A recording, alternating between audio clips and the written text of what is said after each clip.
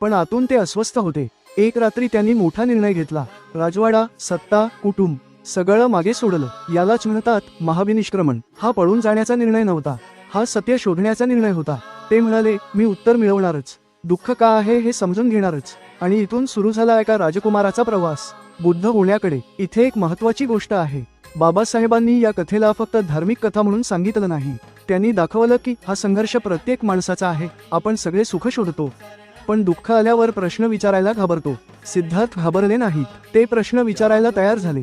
आणि प्रश्न विचारणं हीच खरी क्रांती असते. आज आपल्याकडे मोबाईल आहे, पैसा आहे, सोशल मीडिया आहे, पण मन शांत आहे का?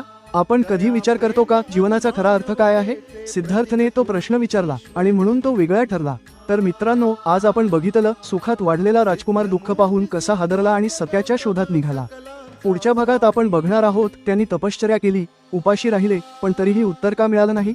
आणि मग मध्यम मार्ग म्हणजे नक्की काय? व्हिडिओ आवडला असेल तर लाईक करा, सबस्क्राईब करा. तुम्हाला जर पूर्ण व्हिडिओ बघायचा असेल तर खाली रिलेटेड व्हिडिओमध्ये क्लिक करा आणि पूर्ण व्हिडिओ बघा. जय भीम.